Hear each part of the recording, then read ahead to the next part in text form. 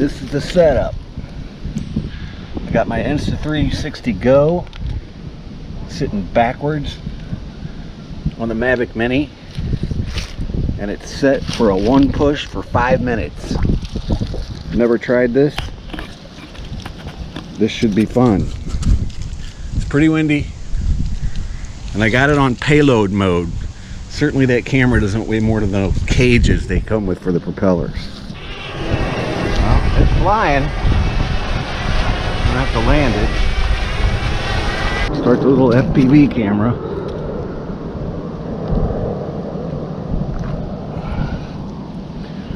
Okay, here we go.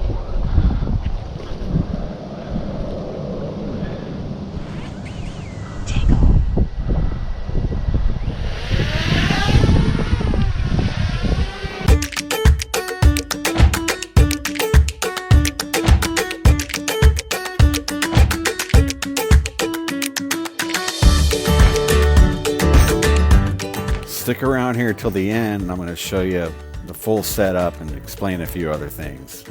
I just got this camera, so I'm not an expert.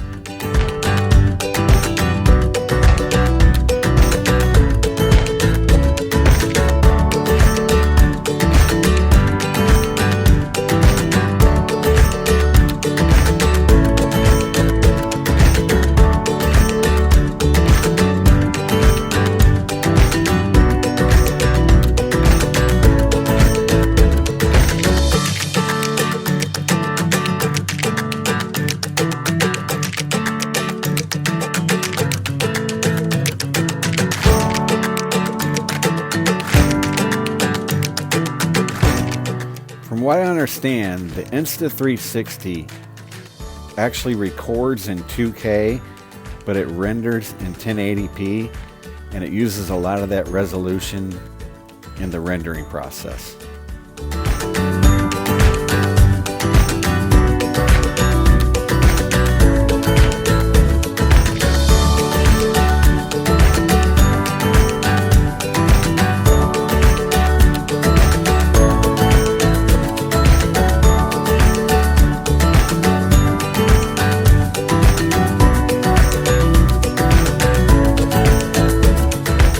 Keep in mind, it was extremely windy out here today and bright.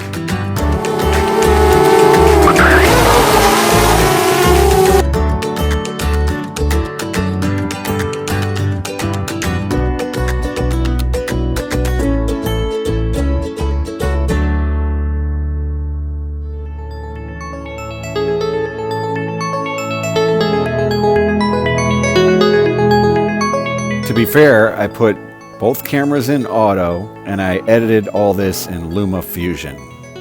As far as I can tell, there are no camera settings on the Insta360. I'm not super happy about the props being in the view, but that has more to do with the way I placed the camera. It has nothing to do with the camera.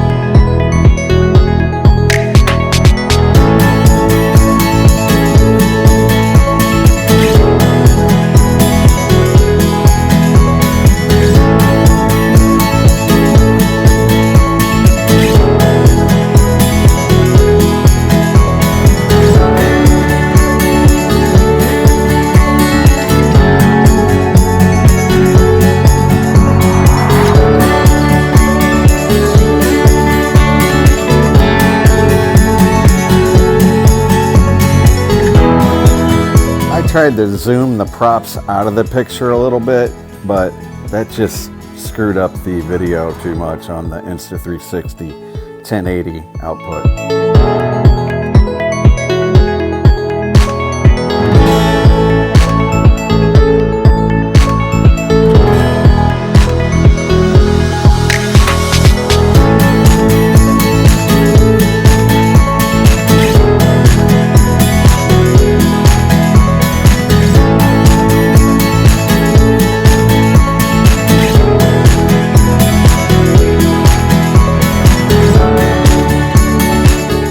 If you're into these 360 cameras, you might know more about it.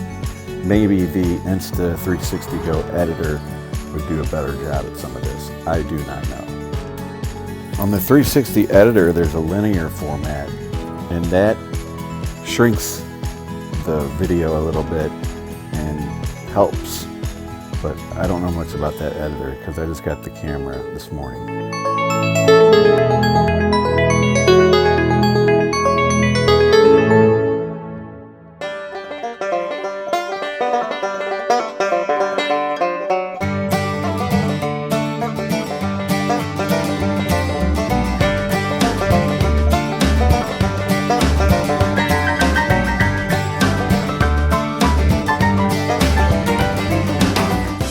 This is the setup I had. The Insta360 Go was facing backwards.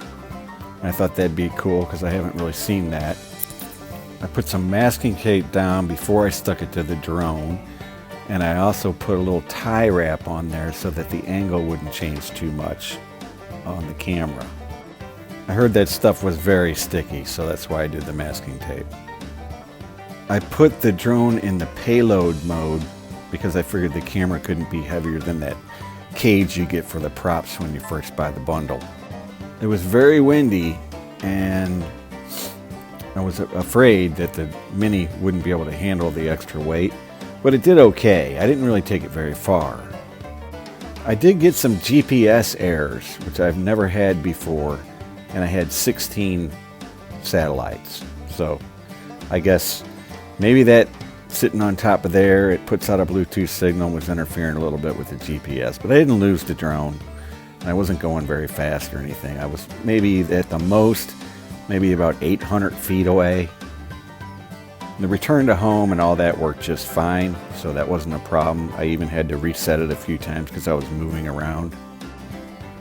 I put the Insta360 on a 5-minute FPV mode, so I just pushed the button before I took off, and it recorded for 5 minutes. I couldn't see what it was looking at, it just recorded. I still think, especially on a windy day, maybe this rig is a little too heavy for the Mavic Mini.